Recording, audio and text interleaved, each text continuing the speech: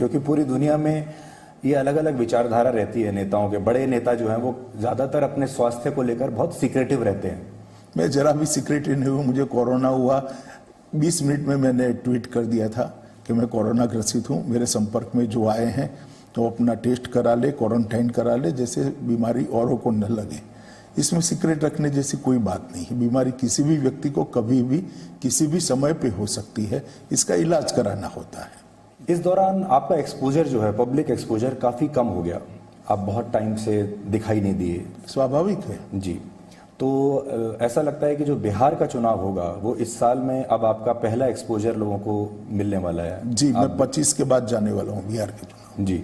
तो बिहार में मुझे याद है जब पिछली बार 2015 में मैं आपके साथ गया था चुनाव प्रचार में, उस समय भी आपने कहा था कि बीजेपी बहुत अच्छी स्थिति में है। 2015 से और इस बार की स्थिति में आप क्या अंतर देखते हैं? देखिए, 2015 में भी हम अच्छी स्थिति में थे, हमारी स्थिति में सुधार ही हुआ था। असेंबली में हमारी सीटें बढ़ी थी, मत प्रतिशत भी बढ़ा था, मगर चूंकि सामाजिक समीकरण हमारे पक्ष में नहीं था, इसलिए हम चुनाव हारे थे। और ये वास्तविकता है, सबके सामने है कि जदयू, आरजेडी और बाकी जो मोर्चा बना था उसका सामाजिक समीकरण हमसे ज़्यादा मजबूत था। मगर इस बार उल्टी चीज है। इस बार सामाजिक समीकरण हमारे पक्ष में है। दूसरा, नरेंद्र मोदी जी के 5 साल समाप्त होने के बाद ये 1.5 साल जो सफलतापूर्वक कोरोना का सामना किया है, और विशेषकर देश के 60 करोड़ गरीबों की चिंता कोरोना के समय में हुई है, जिस पर सबसे बड़ी आपत्ति थी, क्योंकि रोज कमाकर रोज को खाने वाला वर्ग तो वो गरीब वर्ग ही है, जिसको अगर लॉकडाउन हो जाता है, बंद हो जाता है, कल कारखाने बंद होते हैं, ऑटो रिक्शा बंद होते हैं, तो वो क्या खाएंगे। वो हरेक के गल में मार्च से लेकर छठ पूजा तक फ्री ऑफ कॉस्ट अनाज भारत सरकार की ओर से पहुंचाकर नरेंद्र मोदी जी ने बड़ी सहायता करी। हर महिला के जनधन अकाउंट के अंदर पैसे भेजे, हर किसान के बैंक अकाउंट के अंदर 6,000 रुपया भेजा, हर दिव्यांग के अकाउंट में भेजा, हर वृद्ध व्यक्ति के अकाउंट में पैसा भेजा है। मेरा कहने का मतलब है कि चाहे लघु उद्योग हो, चाहे मझले उद्योग हो, चाहे बड़े उद्योग हो, सबके लिए चिंता करने वाला एक सर्वस्पर्शीय पैकेज नरेंद्र मोदी जी ने दिया है। और बिहार जैसे प्रदेश में इसकी बहुत गहरी असर pro Bharatiya Janata party, pro NDA दिखाई देती है। बिहार सरकार ने भी बहुत अच्छा काम किया है। लगभग जितने भी प्रवासी मजदूर आए उनके रहने की व्यवस्था की, खाने की व्यवस्था की। जाने के क्वारंटाइन पीरियड समाप्त होने के बाद 1,000 रुपया उनको मुआवजा दिया गया। और आज बिहार का रिकवरी रेट 90% क्रॉस कर गया है, लगभग 94% के आसपास है, जो देश में सर्वाधिक रिकवरी रेट में से एक है। आप जानते हैं बिहार का हेल्थ इंफ्रास्ट्रक्चर स्वाभाविक रूप से बाकी राज्यों की तुलना में निर्बल माना जाता था, फिर भी 94% का रिकवरी रेट मैं मानता हूं नीतीश सरकार की बहुत बड़ी उपलब्धि है।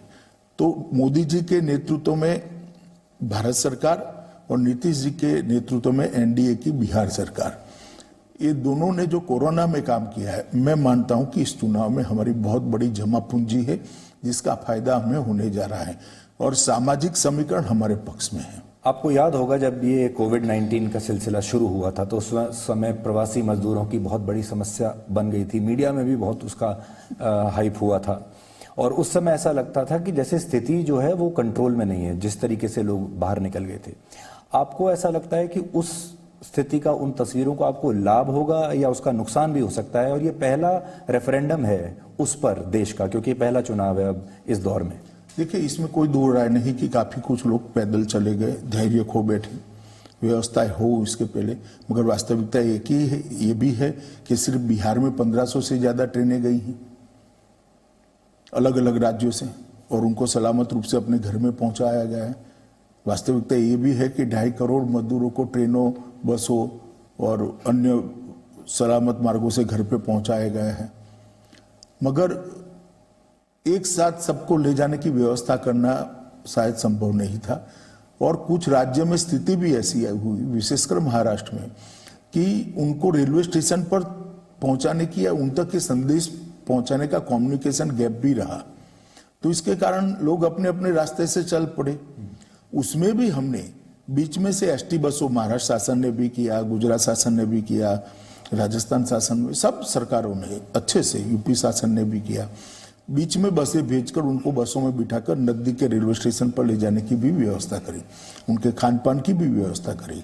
मगर ये बात सही है कि कुछ लोगों को तकलीफ पड़ी है, मगर वो लोग भी समझते हैं जब गांव में जाते हैं 50 लोग सलामत रूप से वापस आए हैं और 2 लोग पैदल चल के आए हैं, तो मात्रा तो उनके भी ध्यान पे आती है कि हमारी व्यवस्था ढंग से करने का प्रयास किया गया है। पर उस समय आपको ऐसा लगा कि सरकार की तरफ से मिसकैलकुलेशन था या मीडिया का ओवर हाइप था, विपक्षी दलों का ओवर हाइप उन्होंने इस मुद्दे को कर देखिए, लिया? अब मैं ये मीमांसा में जाना नहीं चाहता, मैं इतना जरूर कहना चाहता हूं कि ये जो हुआ कुछ कम्युनिकेशन गैप और कुछ प्रवासी मजदूरों के धैर्य खोने के कारण हुआ है, और खैर होना नहीं चाहिए था, मगर एक साथ इतने लोग निकल गए तो उनको संभालते संभालते, समझाते समझाते उनको मेन स्ट्रीम जो व्यवस्था बनी थी उसमें लाते लाते 1 सप्ताह गया, तो लगभग 1 सप्ताह आपाधापी का समय रहा था।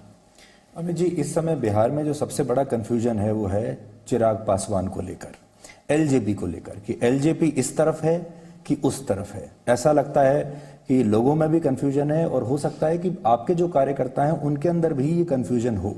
इस कंफ्यूजन को कैसे दूर करेंगे आप? देखिए, अच्छा किया सुधीर जी आपने ये सवाल कर दिया।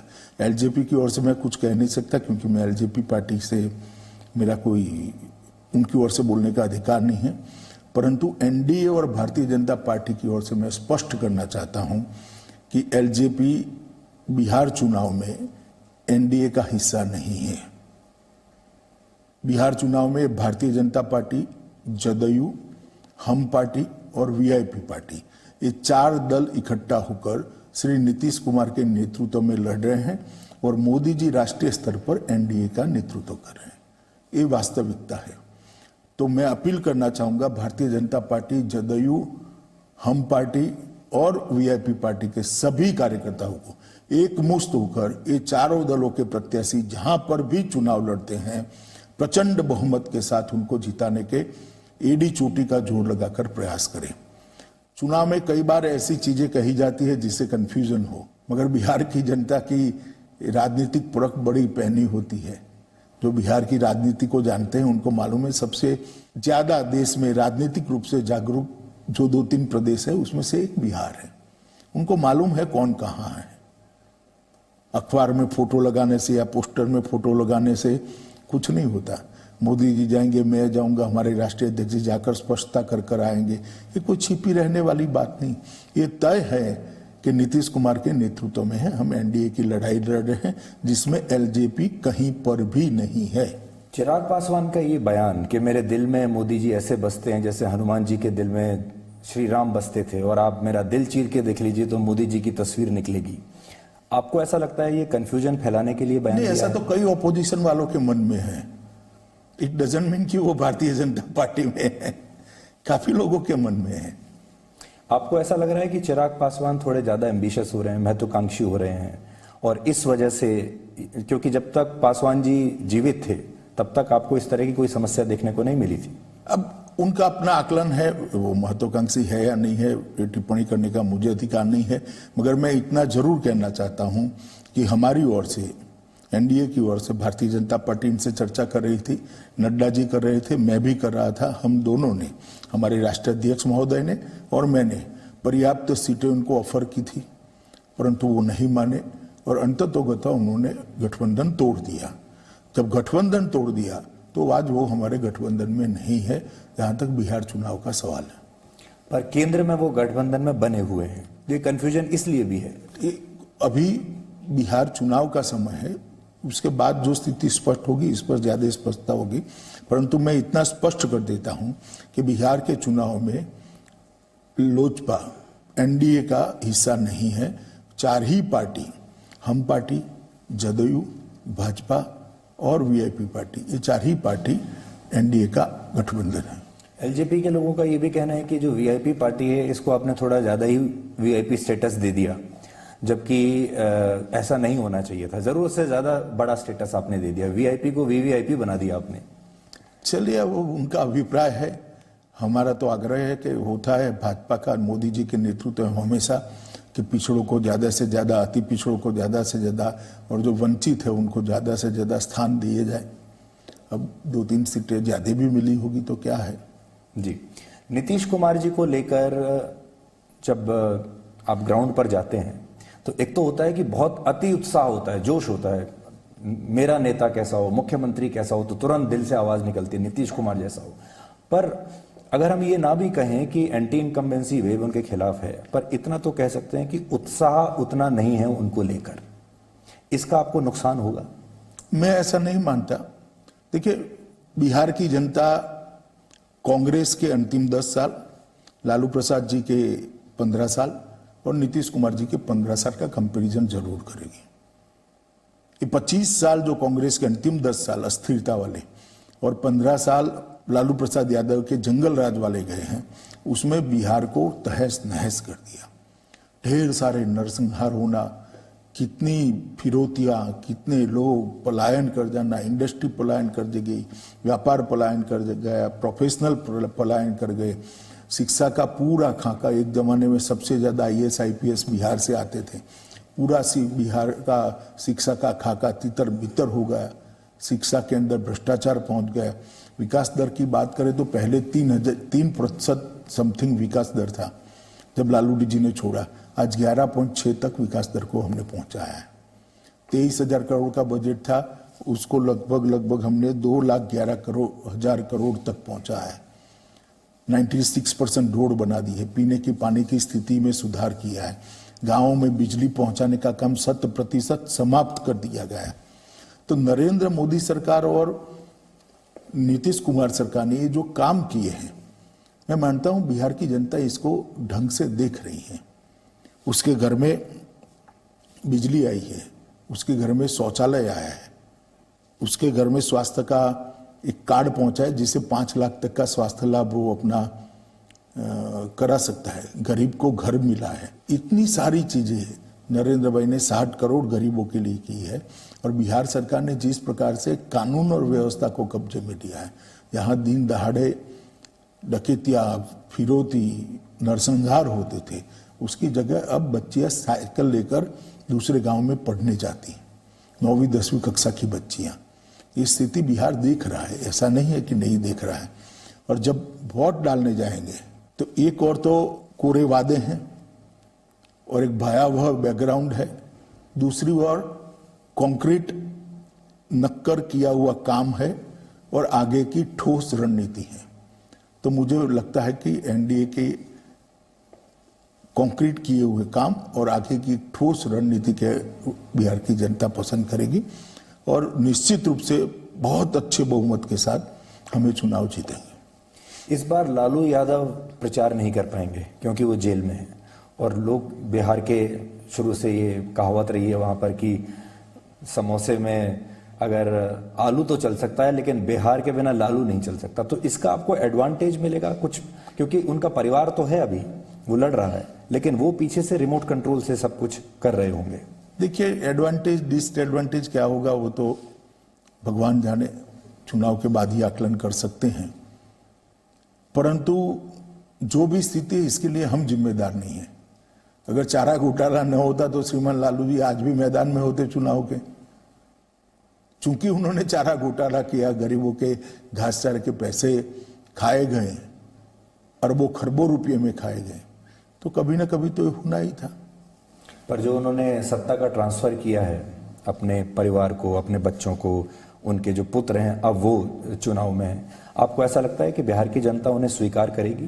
देखिए, इसके लिए भी बड़ा रोष है, इवन यदुवंशियों में भी रोष है। कई जगह से आवाजें उठने लगी कि परिवारवाद की राजनीति कब चलाएंगे। और आप पूरे देश को देखिए, हर जगह देश में धीरे धीरे परिवारवाद को रिजेक्ट हो रहा है।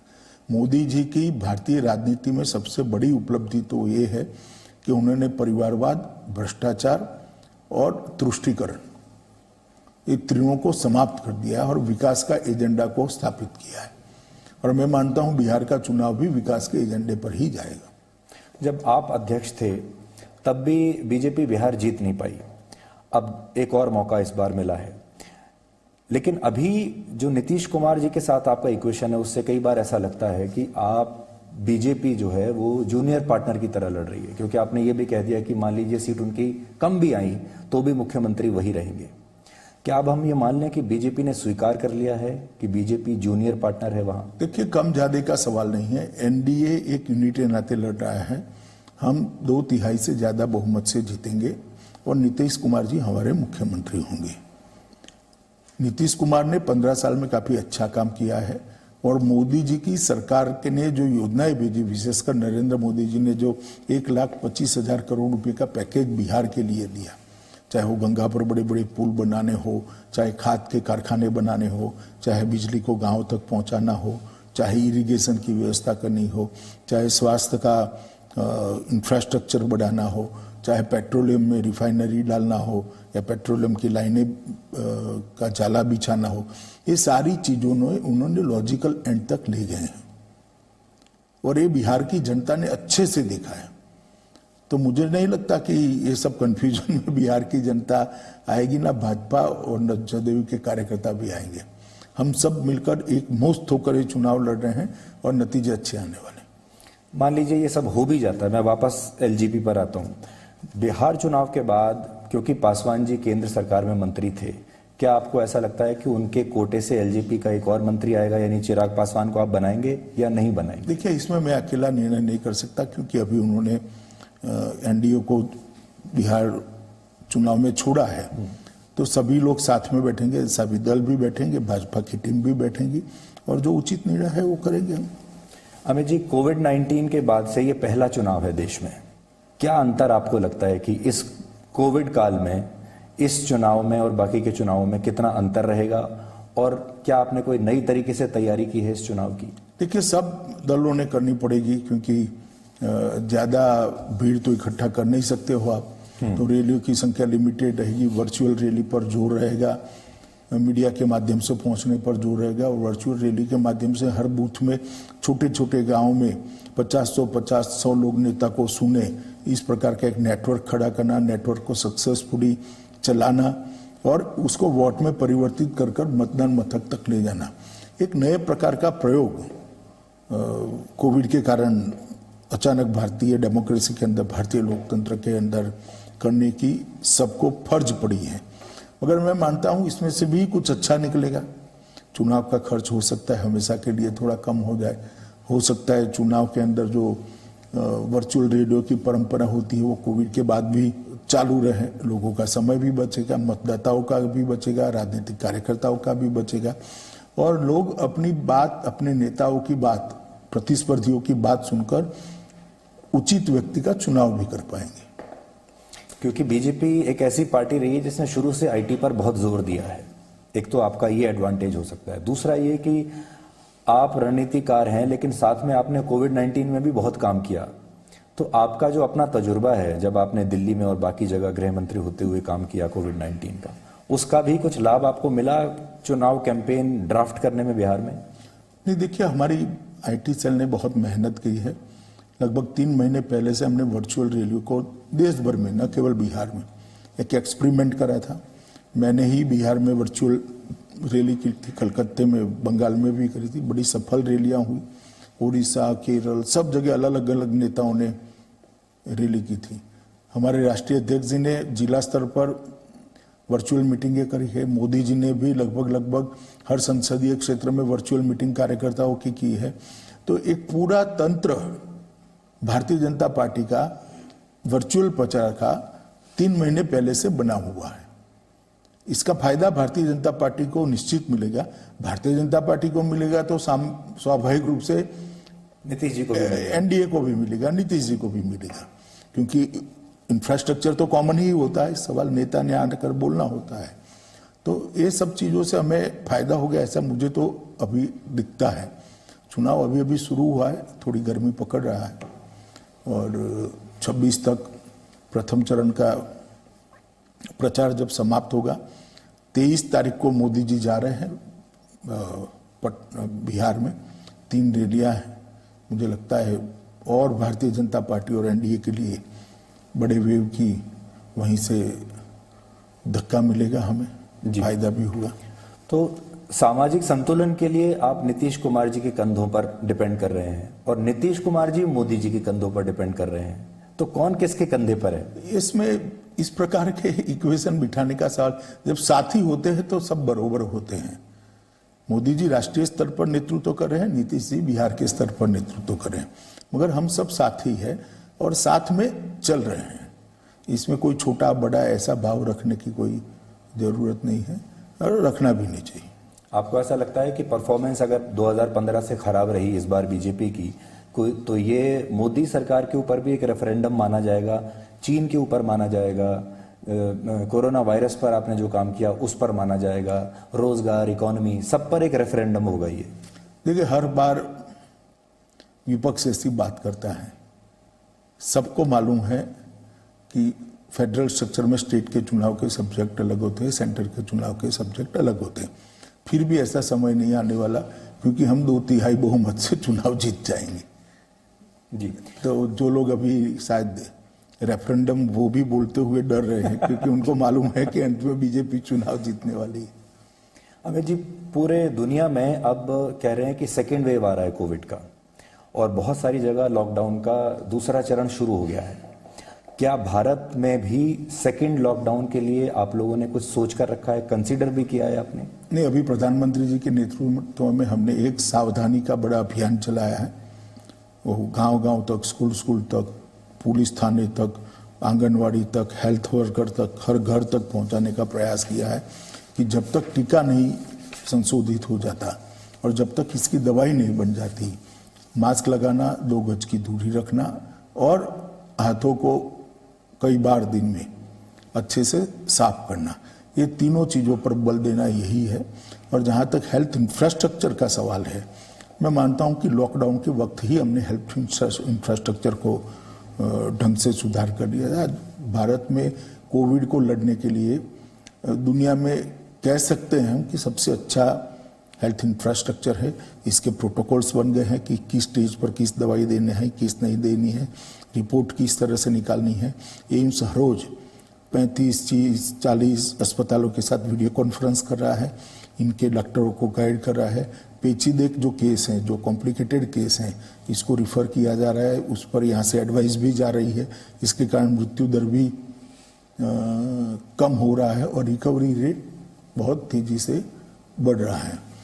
और ये हेल्थ इंफ्रास्ट्रक्चर बनाने का काम हमारा, जब मोदी जी ने लॉकडाउन किया तब विपक्ष के कुछ नेता और विशेषकर राहुल गांधी कहते थे पूरा देश बंद कर दिया, लॉकडाउन करने की जरूरत नहीं थी, ब्ला ब्ला ब्ला। आज उनको मालूम नहीं है कि अगर लॉकडाउन न करते और उस वक्त पीक आता तो बगैर हेल्थ इंफ्रास्ट्रक्चर के लाखों करोड़ों लोग मर जाते। पर वो तो अभी भी मानने के लिए तैयार नहीं है। वो तो उनको तो हर चुनाव में जनता ही मनाएगी, मैं और आप नहीं मना पाएंगे। परंतु हेल्थ इंफ्रास्ट्रक्चर बन गया है, वास्तविकता है। क्योंकि मृत्यु दर तो कोई मैनेज नहीं कर सकता। मृत्यु ऐसी चीज है जिसको कोई छुपा नहीं सकता। रिकवरी रेट कोई मैनेज नहीं कर सकता। व्यक्ति रिकवर होकर घर पे जाता है तो ही जाता है, अदरवाइज तो अस्पताल में होता है। तो ये दोनों आंकड़े प्रति 10 लाख के ले रहे तो हम दुनिया में बहुत अच्छी स्थिति में है, जो बताता है कि भारत ने इसको अच्छे से किया। पहले टेस्टिंग किट यहाँ नहीं बनती थी, अब स्वदेशी टेस्टिंग किट बन गए। पहले 2-5 लेबोरेटरियाँ थी, अब हजारों की संख्या में लेबोरेटरी हो गई। 10-10 लाख टेस्ट होने लगे, करोड़ों टेस्ट हो गए और वेंटिलेटर भी स्वदेशी बन गए। कई जगह पे आईसीयू बढ़ाए गए, कई अस्पताल नए बनाए गए। ये सारी चीज़ों को बढ़ाकर हमने एक कोरोना की स्थिति के सामने मोदी जी के नेतृत्व में सफल लड़ाई लड़ी है।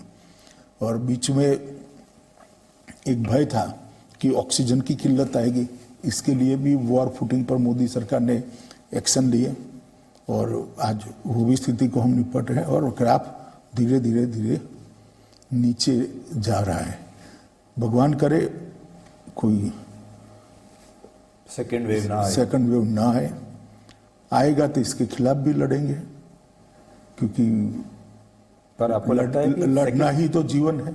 सेकेंड लॉकडाउन की भी तैयारी कुछ करके रखनी चाहिए। लॉकडाउन का शायद नौबत ना आए जी, मैं नहीं मानता लॉकडाउन का नौबत आएगा, परंतु इसके खिलाफ लड़ने की तैयारी सरकार की भारत सरकार की, राज्य सरकारों की भी, सभी दलों की राज्य सरकारों की पर्याप्त है और अच्छी है।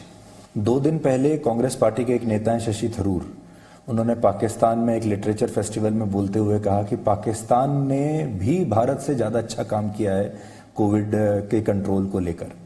तो और आपने देखा होगा कि कांग्रेस पार्टी के जो नेता हैं वो पाकिस्तान में बहुत दिलचस्पी दिखाते हैं और पाकिस्तान उन्हें बहुत अच्छा लगने लगा, फिर से वापस पाकिस्तान की तारीफ हो रही है। तो आप गृह मंत्री हैं, आपने इतना काम किया, जब आप ही के देश का एक नेता पाकिस्तान में जाकर ये कहता है कि Pakistan is better than India. देखिए, इसमें मुझे कोई आश्चर्य नहीं होता।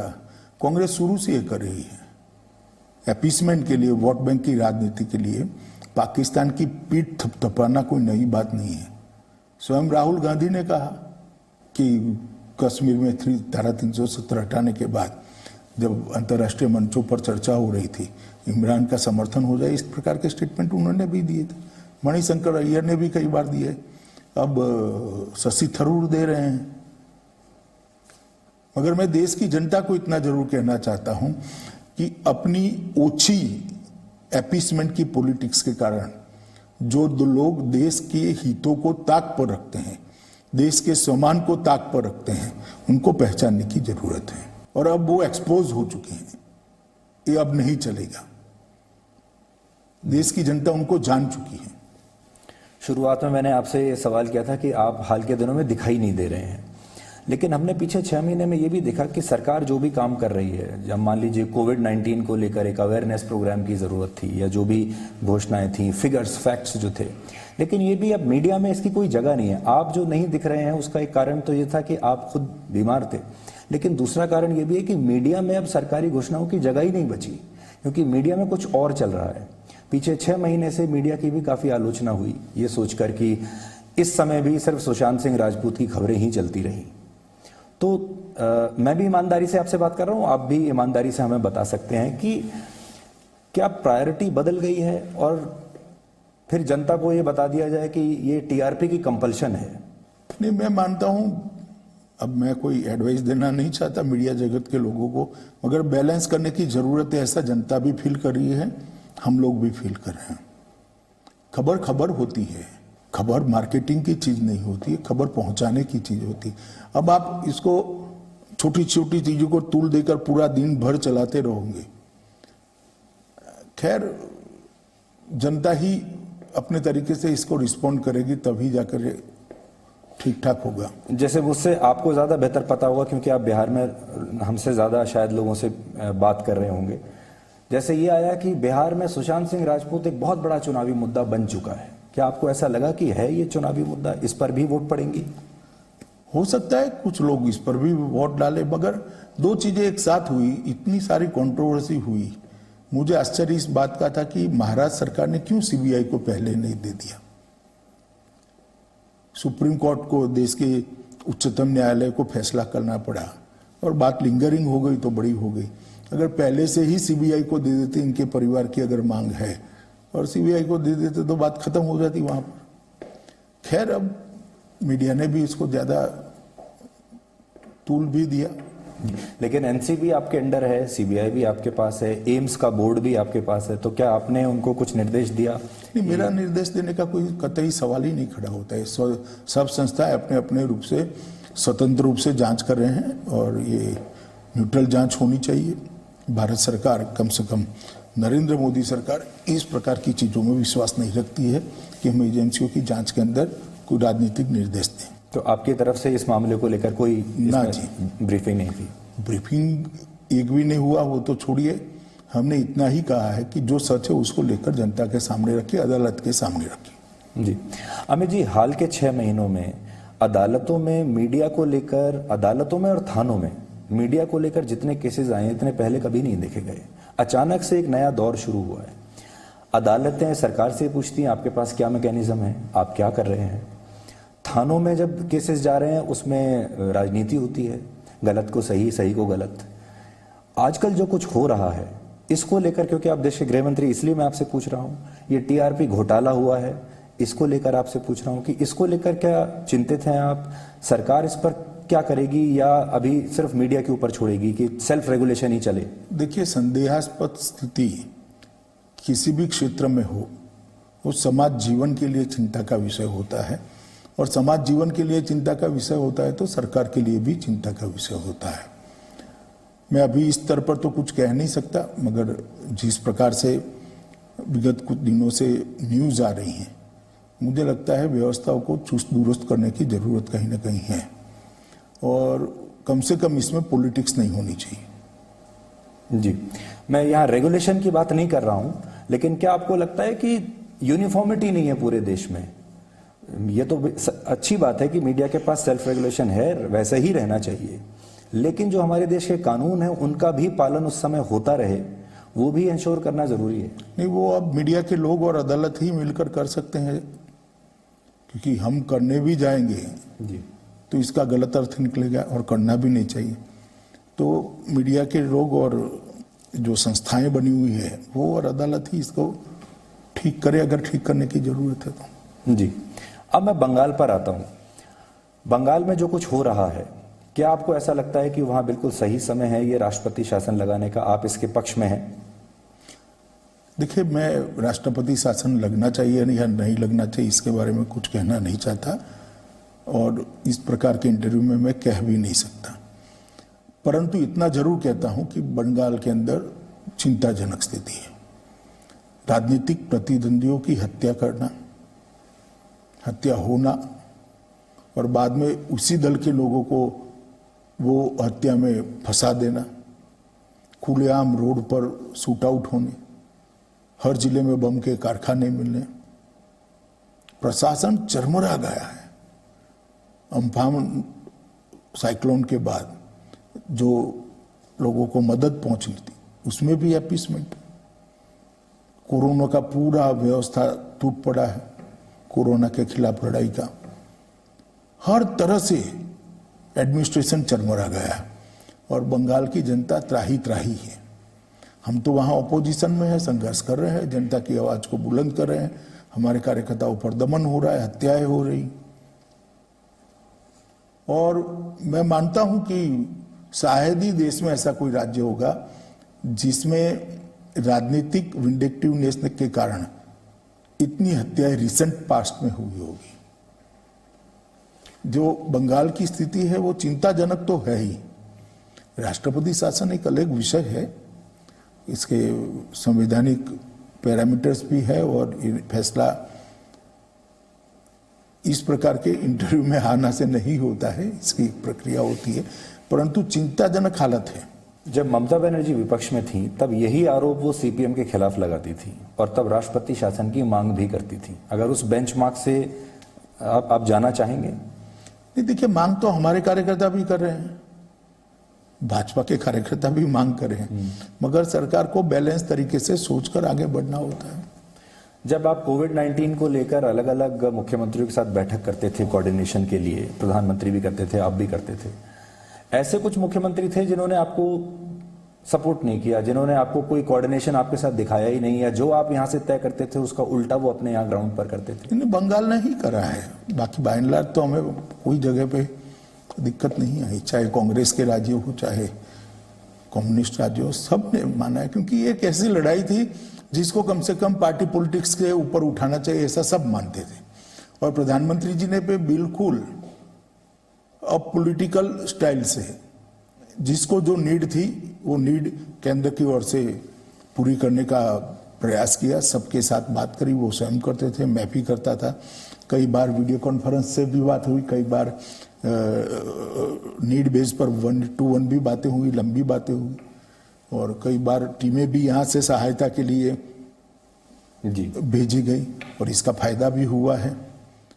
तो ये कोई किसी को नीचा दिखाने के लिए या कोई प्रचार के लिए नहीं था, टीमें गई, आपको मालूम भी नहीं पड़ा, टीमें अपना काम कर कर वापिस आ गई, वहाँ रिकवरी रेट भी सुधरा, डेथ रेट भी कम हुआ, और हेल्थ इंफ्रास्ट्रक्चर इंप्रूव भी हुआ। मैं मानता हूं कि ऐसा कह सकते हैं कि 90% देश में इस बात पर आम सहमति थी कि एक साथ एक मुश्त होकर, एकजुट होकर मोदी जी के नेतृत्व में, मोदी जी मतलब प्रधानमंत्री जी के नेतृत्व में, भारतीय जनता पार्टी के नेता नहीं, मोदी जी के नेतृत्व में ये लड़ाई को लड़ना चाहिए। और सभी राज्यों के मुख्यमंत्रियों ने भी अपने अपने राज्य में उनके नेतृत्व में लड़ाई को अच्छे से लड़ा है। आप जब धारा 370 हटी जम्मू कश्मीर से, तो आप ये कह सकते हैं कि राजनीति की भाषा में you are the poster boy of that decision. प्रधानमंत्री ने आपकी तारीफ भी की लोकसभा में आने के बाद, लेकिन फारूक अब्दुल्ला, उमर अब्दुल्ला, महबूबा मुफ्ती तीनों आने के बाद बाहर जब आए 1 साल के बाद, तो तीनों के तेवर वैसे के वैसे ही हैं जैसे पहले थे, और तीनों ने वही भाषा का इस्तेमाल शुरू कर दिया जो पहले था। तो अब ये जानने की जरूरत है कि 1 साल के डिटेंशन के बाद क्या वो हो पाया? देखिए, काफी हद तक तो हुआ है, मगर कोविड के कारण गति थोड़ी स्लो हुई है। वहां पर भी कोविड का प्रकोप था और भारत सरकार भी स्वाभाविक रूप से कोविड के खिलाफ लड़ने में बिजी थी। अभी 4-5 महीने से फिर से स्पीड बढ़ी है। मुझे लगता है 1 साल आते आते 70 साल तक जो कश्मीर में विकास नहीं देखा है वो हम दिखाने में सफल होंगे, पहुंचाने में सफल होंगे। सभी व्यक्तिगत बेनिफिशियरी है, जैसे विधवा सहाय है, वृद्ध सहाय है, वजीफे देने हैं, ये सब चीज़ों को पहुंचाने की शुरुआत की गई है। हर गांव में बिजली पहुंचना शुरू हो गया, हर गांव में पानी पहुंचना शुरू हो गया है। पंचायत के चुनाव अच्छे से हो गए, जिला पंचायत के चुनाव 1-2 दिन में ही घोषित होने वाले हैं। तो 3 स्तरीय जो हमारी पंचायती व्यवस्था है वो जम्मू कश्मीर में भी लागू हो जाएगी। स्थानीय लोगों को अधिकार मिलेंगे, स्थानीय लोग अपने जरूरियात के हिसाब से बजट का प्लानिंग कर पाएंगे, और धीरे धीरे कश्मीर पटरी पर आ रहा है। जहाँ तक लॉ एंड ऑर्डर का सवाल है, एकदम अच्छे तरीके से कंट्रोल है, और टेररिज्म हो या इंटरनल लॉ एंड ऑर्डर, कोई बड़ी घटनाएं नहीं हुई है और अच्छे से हम कर रहे हैं। जहाँ तक अब्दुल्लाज और मुफ्ती फैमिली का सवाल है, उनका तो करना स्वाभाविक है, क्योंकि 370 की आड़ में इतने साल तक वहां का शासन उन्होंने भोगा है, गरीब को गरीब रखने का काम किया है, कश्मीर में विकास नहीं पहुंचा है। आप कल्पना नहीं कर सकते इतना करप्शन हुआ है, और ये करप्शन एक बहुत बड़ी खदान थी जो आज बंद हो पड़ी है। तो मैं मानता हूं कि कश्मीर की जनता जानती है कि 370 से हटाने की ये जो मांग है वो क्यों कर रहे हैं। पर महबूबा तो सुप्रीम कोर्ट तक भी गई ये जानने के लिए कि उनको हाउस अरेस्ट में रखा क्यों। आप होम मिनिस्टर हैं, तो आप देश को ये बता सकते हैं कि इनको हाउस अरेस्ट में रखा क्यों, कारण क्या था? देखिए, हाउस अरेस्ट में नहीं रखा, पहले तो अरेस्ट में ही रखा था। जब 370 को हटाया गया तो अपप्रचार कर लोगों की भावनाओं को भड़काने का काम न कर पाए, और जिस प्रकार के बयान उस वक्त आते थे, आग लग जाएंगी, हाथ काट डालेंगे, ये करेंगे वो करेंगे, मुझे लगता है कि उचित ही कदम था। और जैसे ही स्थिति नॉर्मल हुई, सब बाहर है, अपनी अपनी पार्टी भी चला रहे हैं, और चलाए, कोई आपत्ति नहीं। इस देश में कई पार्टियां हैं, चलती है, जम्मू कश्मीर में भी चलनी चाहिए। पर महबूबा जब अपने सरकारी बंगले में बैठकर, सरकारी सुरक्षा के अंदर बैठकर ये तीनों लोग सब कुछ सरकार, भारत सरकार का इस्तेमाल करके, फारूक साहब तो तनख्वाह भी लेते हैं, वो सांसद हैं भारत सरकार से, और फिर आप चीन से मिलने की बात करें और कहें कि चीन से मिलकर हम 370 की बहाली करा लेंगे, तो क्या हमारे देश का कानून इस पर खामोश है? हम कानून अपना काम करेगा समय पर, मगर मैं इसको उचित नहीं मानता। आप कुछ, ये भाषा उचित नहीं है। कोई कार्रवाई इस पर?